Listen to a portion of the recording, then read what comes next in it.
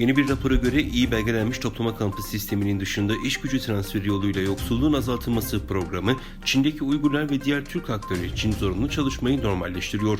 Dün yayınlanan Sincan Uygur Özerk Bölgesi'nde iş gücü transferi yoluyla yoksulluğun azaltılmasının kavramsal evrimi başlıklı makalede Adrian Zenz, Çin'in toplama kamplarından ayrı bir sistem altında kitlesel zorla çalıştırma politikası izlediğini savunuyor.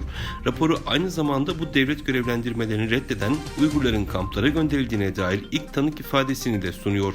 Bu tür bir baskı Çin'in de üyesi olduğu Uluslararası Çalışma Örgütü'ne göre yasa dışı. Zenz 2018'den bu yana Çin hükümeti belgelerini, sızdırılan polis dosyalarını ve görgü tanıklarının ifadelerini kullanarak Uygurlara yönelik insan hakları ihlallerini inatla belgeleyen bir antropolog. Çin'in Uygur Türklerine uyguladığı soykırım politikasında parmağı olan Çin'in teknoloji devi Huawei, Avrupa pazarına açılmak için Türkiye'yi üs olarak seçti. Huawei'nin Çin Ulusal Fikri Mülkiyet Hakkı İdaresi'ne yaptığı bir başvuru, kalabalık arasında bulunan Uygur Türklerinin yapay zeka ile tespit edilmesi için teknolojiler geliştirdiğini gösteriyor. Huawei sadece toplama kamplarına atılan Uygurları gözetlemekte kalmıyor. Sokaktaki yürüyen yayalar arasında Uygur Türk'ü olup olmadığını tespit edebilen teknolojiler de geliştiriyor. Birçok demokratik devlet ise ülkelerinde insan haklarını hiçe sayan teknoloji şirketi Huawei ile olan anlaşmalarını askıya aldı. Tüm bunlar yaşanırken Huawei'nin bir hafta önce Çin'in başkenti Pekin'de düzenlediği Çin-Avrupa Liderlik Forumu'nda Türkiye'nin Çinli şirketlerin Avrupa pazarına açılması için önemli bir konumda olduğu vurgulandı. Özbekistan Cumhurbaşkanı Şevket Mirziyoyev, Çin'in başkenti Pekin'de Devlet Başkanı Xi Jinping ile bir araya geldi. Görüşmede ilişkilerin seviyesinin her koşulda stratejik ortaklığa yükseltilmesinde mutabakata varıldığı açıklandı.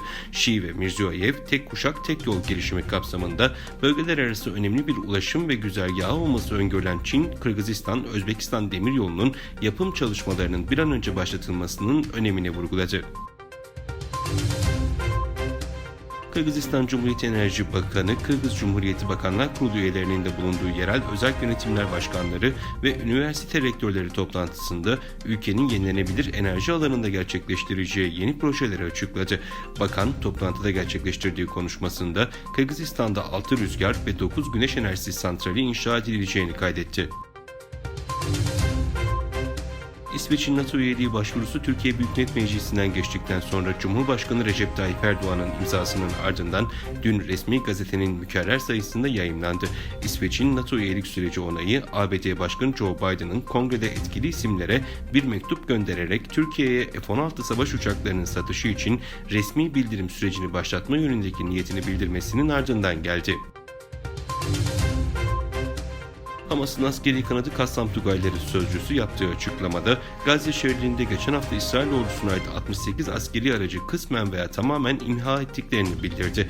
İsrail 53 askerin sıfır mesafeden vurularak öldürüldüğünü ve 9 askerin de keskin nişancılar tarafından vurulduğuna dikkati çeken sözcü, geçen hafta gerçekleştirdikleri 57 eylemde onlarca İsrail askeri yaraladıklarını ifade etti.